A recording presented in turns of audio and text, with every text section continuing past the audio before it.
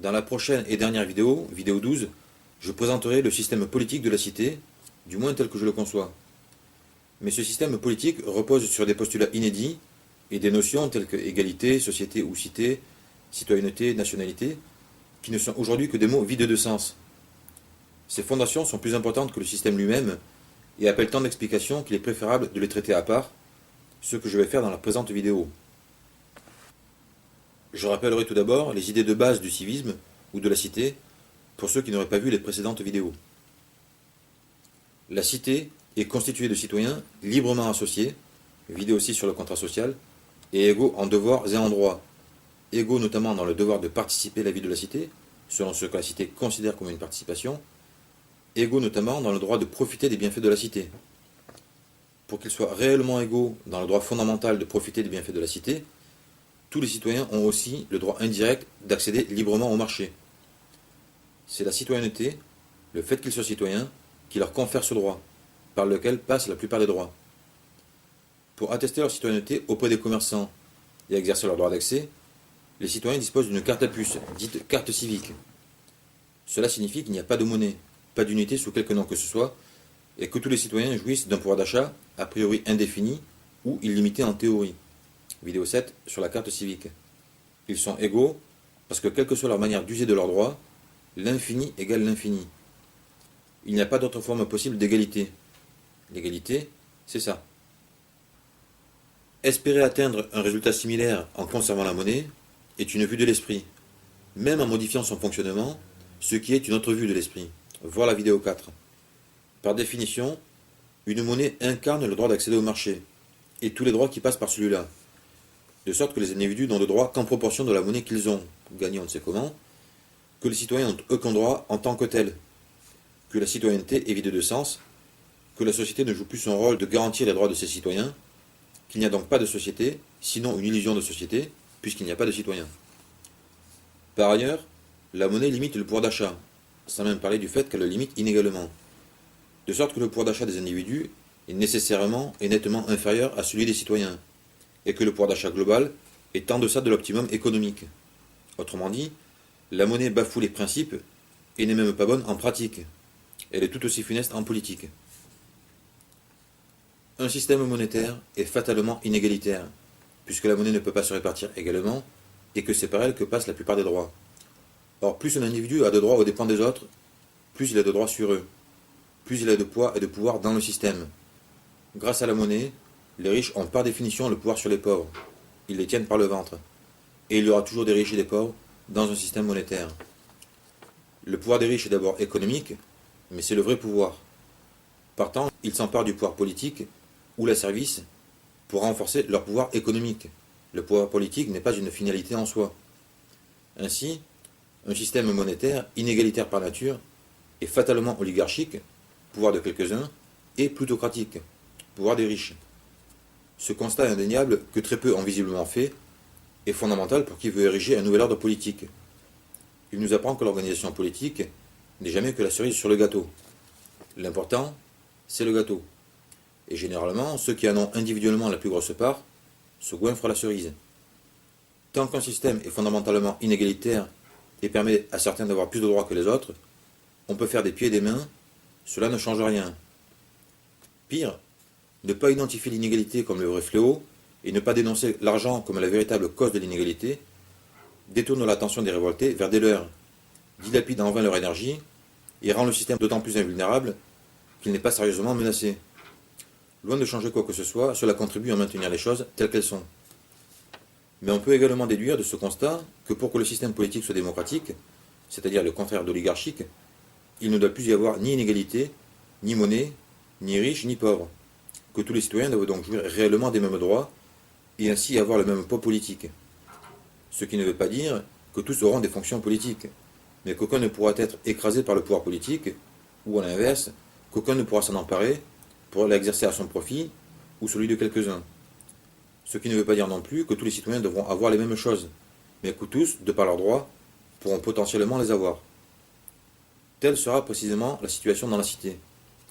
Les droits du citoyen seront reconnus et garantis de manière structurelle. Personne ne pourra y attenter. Ils ne dépendront pas du régime politique, qui dès lors sera démocratique par la force des choses.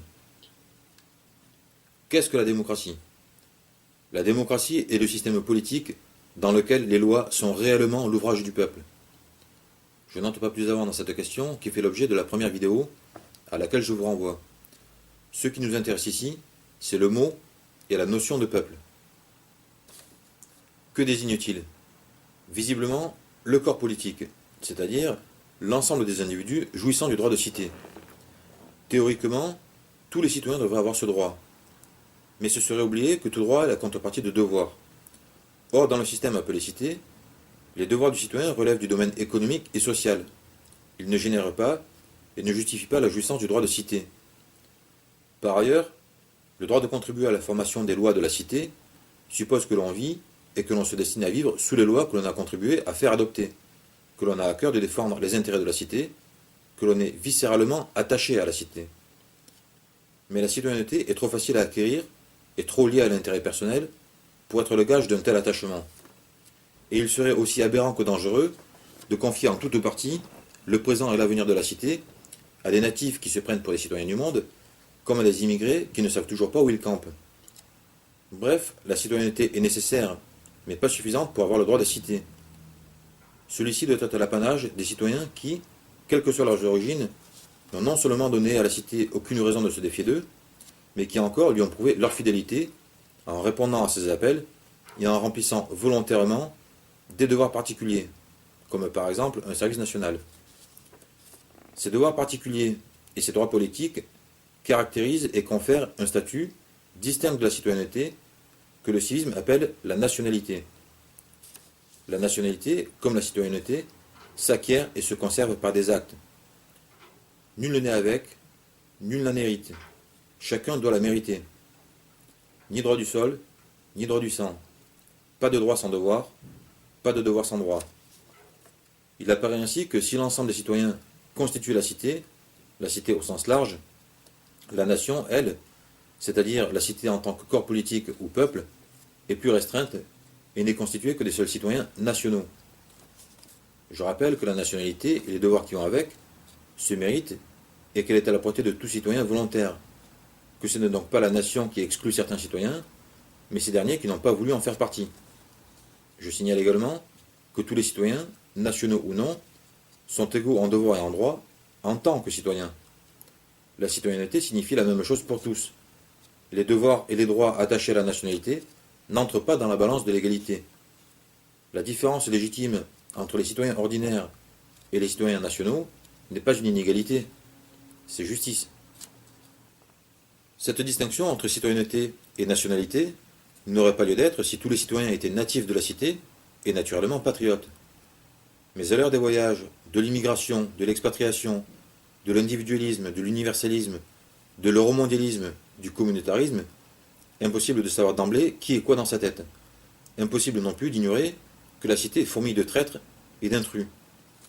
Cette distinction sera d'autant plus indispensable que les droits politiques seront bien plus étendus dans la cité qu'aujourd'hui. Ils ne se limiteront pas à glisser un bout de papier dans une urne tous les 5 ans pour élire un oligarque sans parole et donner ainsi un vernis de légitimité à cette tyrannie et à ces trahisons. Les citoyens nationaux incarneront véritablement la cité. Ils seront appelés à exercer, à tous les niveaux et dans tous les domaines, des fonctions politiques, voire économiques, qui n'existent pas encore. Mais pourquoi, à l'inverse, ces deux mots sont-ils confondus aujourd'hui, vu que citoyenneté et nationalité ne vont pas l'une sans l'autre? Parce que la notion de citoyenneté, telle que la conçoit le civisme, n'existe pas. La société est incapable de reconnaître et de garantir les droits du citoyen, puisque la plupart des droits passent par la monnaie, qu'il appartient aux individus de gagner comme ils peuvent. Leurs droits, du moins les plus essentiels, manger, se loger, se vêtir, mais aussi circuler, se divertir, etc., ne dépendent pas de la société, et ils n'ont aucun devoir envers elle. Dès lors, la citoyenneté est un statut sans contenu. Mais comme le mot existe, il faut bien lui trouver un sens. Et comme la cité semble confondue avec la nation, c'est avec le mot nationalité que la citoyenneté a été confondue. Mais la notion de nationalité, qui est en quelque sorte l'équivalent de la citoyenneté dans les cités antiques, où seuls les guerriers étaient citoyens et jouissaient du droit de cité, la notion de nationalité, dis-je, était déjà elle-même indigente. Elle exprime vaguement le fait d'appartenir à une nation, de par la naissance et la culture.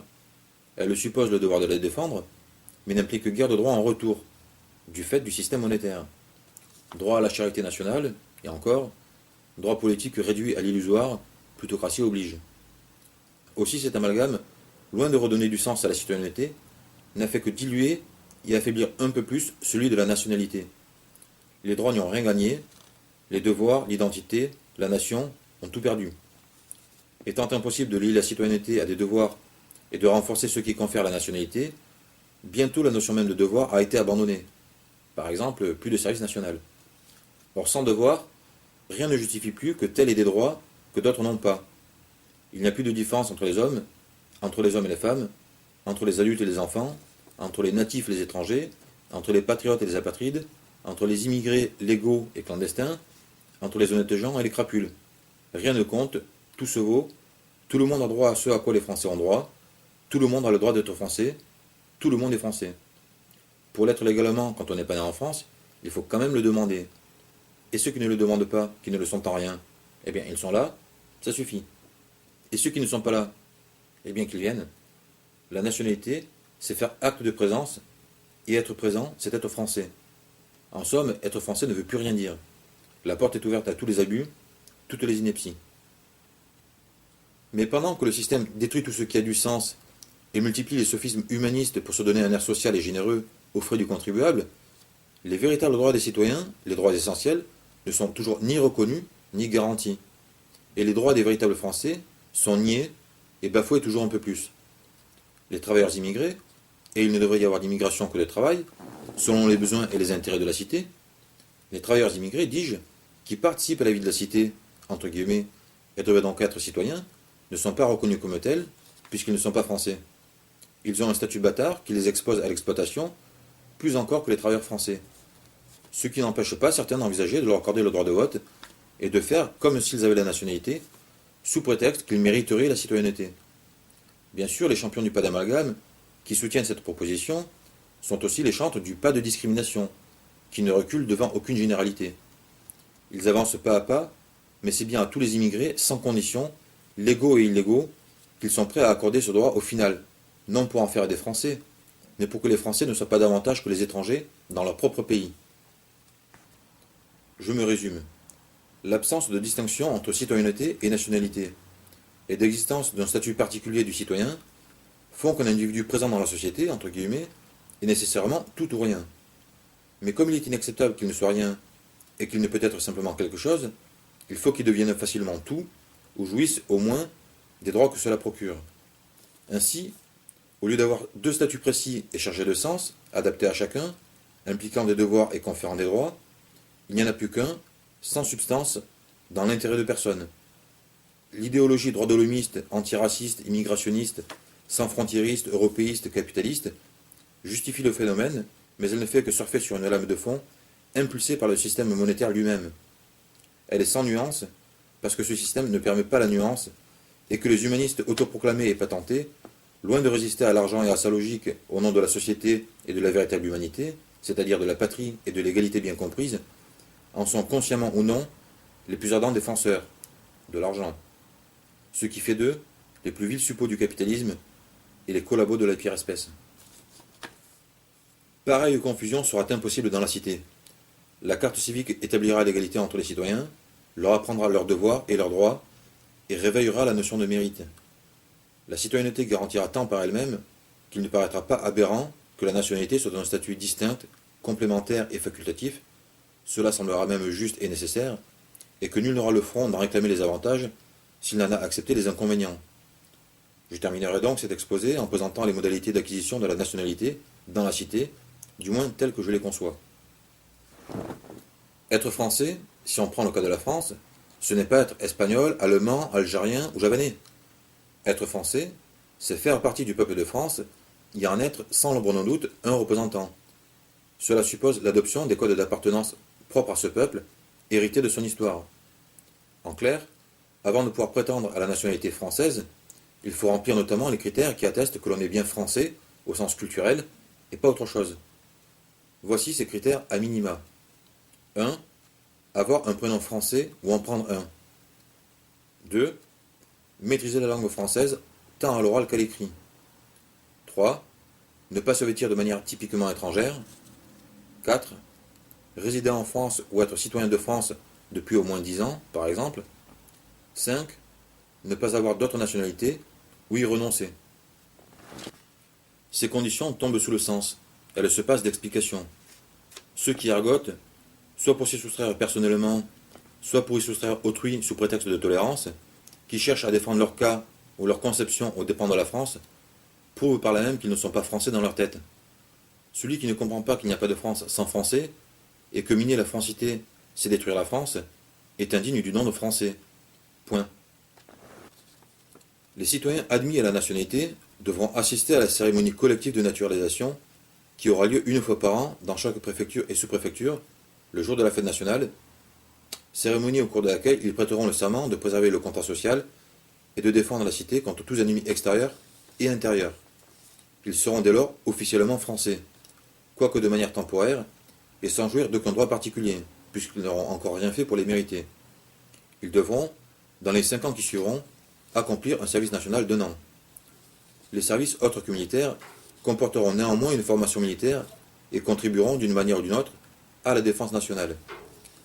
Ce n'est qu'à l'issue de ce service qu'ils jouiront des droits du citoyen français. Ils n'en auront pas pour autant terminé avec le service national.